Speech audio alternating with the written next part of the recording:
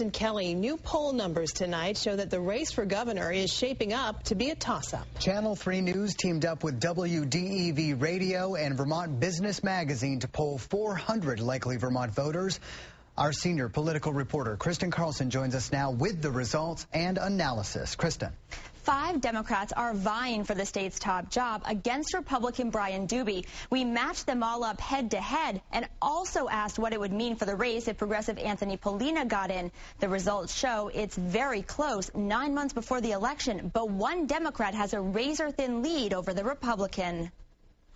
This is Secretary of State Deb Markowitz leads the Democratic field, the only candidate to beat Republican Brian Dubie. In a head-to-head matchup, Markowitz defeats Dubie 43% to 41%, a narrow margin. 16% of polled voters are undecided. Markowitz can use these poll results to argue that she would be the strongest general election candidate of the 5 Democrats against Brian Dubie. Chittenden County Senator Doug Racine was the first Democrat to enter the race. He's almost in a dead heat with Dubie, given the poll's 5-point margin of error. Racine gets 38% to Dubie's 43%. The Racine campaign would probably like to be a little bit closer to Dubie or slightly ahead than they are now. Former State Senator Matt Dunn, the youngest candidate, comes in third when matched up against Brian Dubie.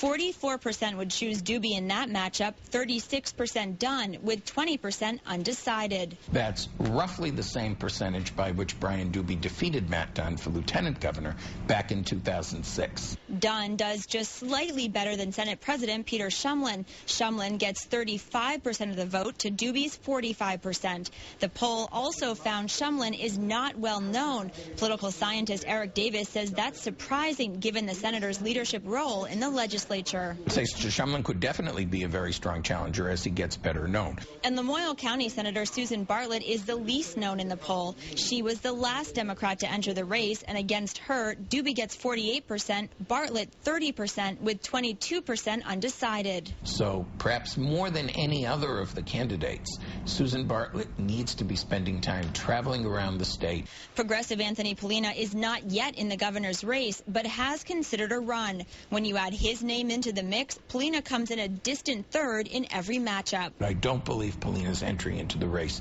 would substantially advantage either Dubie or whoever emerges as the Democratic primary winner. Davis says what really stands out is that Dubie, a 4-term lieutenant governor, when stacked against any Democratic candidate, does not clear 50%. They're all very much in it. Dubie has not locked things up by any means. Of course, a lot can and will change between now and November. Many of the Democratic candidates are in the legislature, and once that wraps up, they can then focus full-time on campaigning. And this poll only looked at the general election. We did not match up the 5 candidates in a primary battle because it's difficult to identify who will vote in the primary. But the primary contest could be much different because Democratic primary voters may be drawn to more liberal candidates. Thank you very much, Kristen Carlson. We have more.